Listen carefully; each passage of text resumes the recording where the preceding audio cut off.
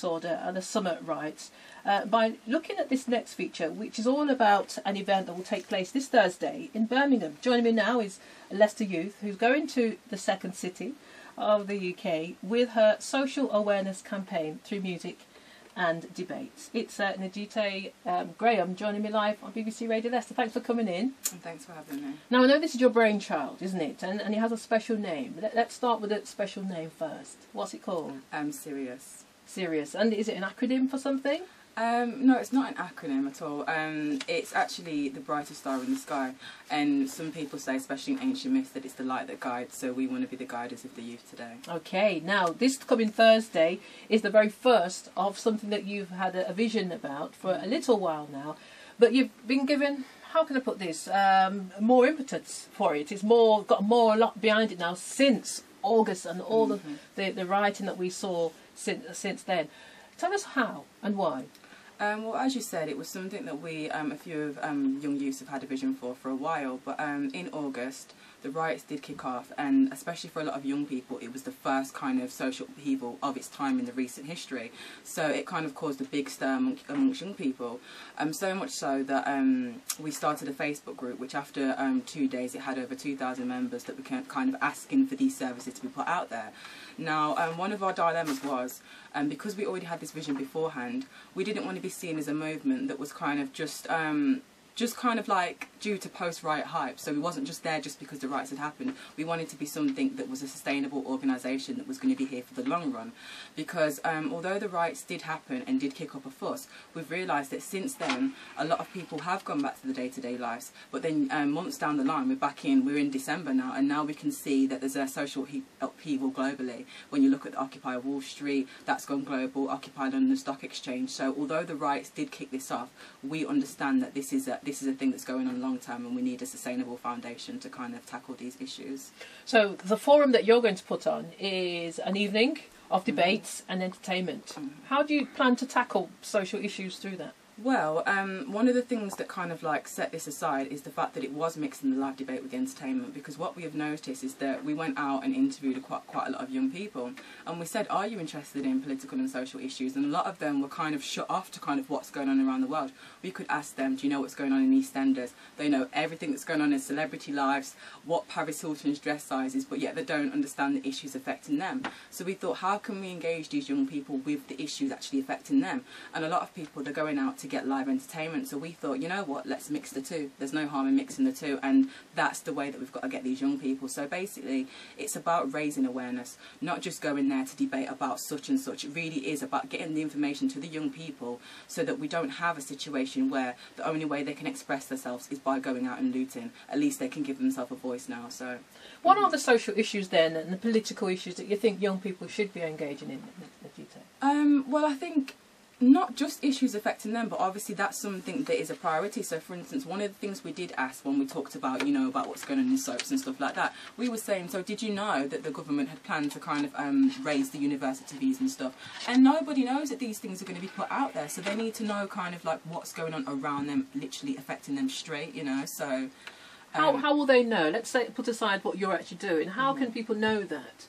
Should it be they're more interested themselves, is what you're thinking? Yeah, I think it's the interest, because I think it's a social norm to not be interested in these issues. It's not normal to have a young person that is so, you know, politically and socially engaged. So I think that we need to kind of change that, and slowly we are seeing that there's more young people that are realising the importance of actually getting involved in social and political issues. Let's personalise it if I can. I mean, you're a young person, you're very politically aware. Where have you got yours from, Najite?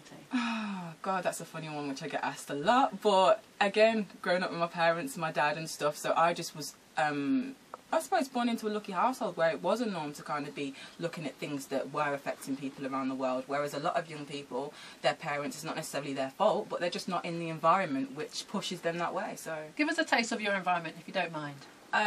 Well, it's a... Both my parents, a lot of people when you look at them and say they're a Rasta, but they don't really like put themselves in religion or anything like that. So my environment, growing up with my family, growing up in Leicester, between Kirby, Frith and Highfields, I've just kind of like I've been at the heart of kind of seeing that there's a lot of issues affecting communities. So it's been something that I can't ignore. And I think a lot of people are raised in environments where they can kind of just go along as if kind of ignorance is bliss kind of thing, and not really be aware of the things that are going on. But I suppose I wasn't in that position. All right, so Najita Graham with me here at BBC Radio Leicester. We'll come back. Let's hear some music. We'll come back. I want to hear your perspective of the summer disorder and what you think about that, as well as telling us more about this coming Thursday and the event. And I want to know, Najita, why are you taking it to Birmingham? How dare you? How come you're not doing it to Leicester? We'll get to the bottom of that after this. 7 minutes to 7 this Sunday evening, and we're talking with Najita Graham, who is busy trying to raise social awareness for young people through music and entertainment, along with live debates. It's going to be this Thursday in Birmingham. Yeah. Tell us why Birmingham. Well, basically, Birmingham is the second city, and I think due to that, there's a lot more issues affecting, the wider audience, and we need to reach the most people we can. And I do have to say that, as I've said, because a lot of young people aren't interested in these political issues, we need to be able to get to where the heart of the young people are so that we have a bigger chance in reaching these people. So, for instance, if we started in Leicester, I think there'd be a bigger challenge in reaching the people that we wanted to reach. And as it's the second city, I love a challenge, so that's kind of drawn me there. But it doesn't answer the question, why not in Leicester?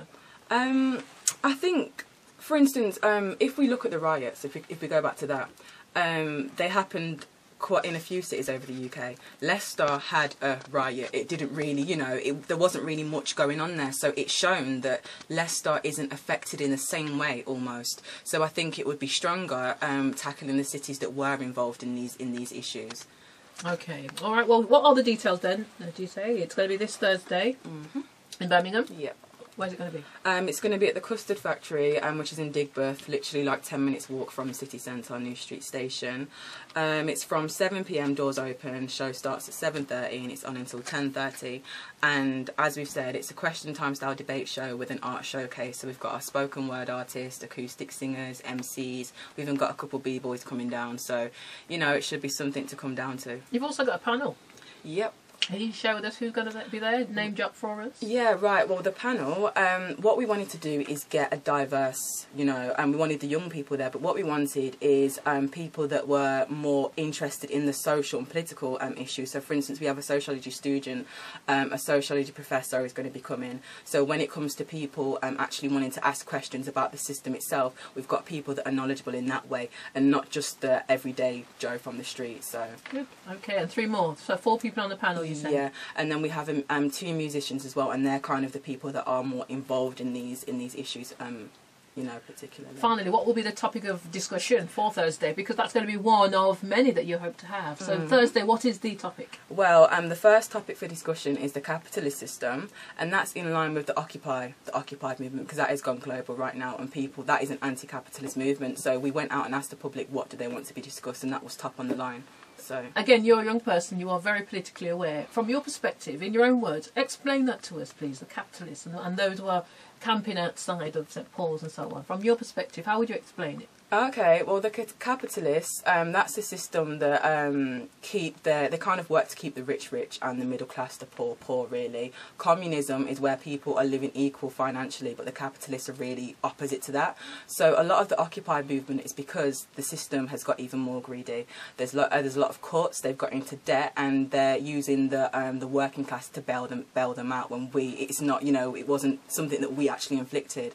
So that is very hot. A topic at the minute. So that's your point of view, isn't it? Okay. And finally then, from your point of view, what was the summer rights all about? I think the summer rights, it's hard to kind of just, put it out there so bluntly, because as you say, there's the thing about Mark Duggan's death, which can't have been the full implications of everything, because there were people that were just going out to, just loot and stuff.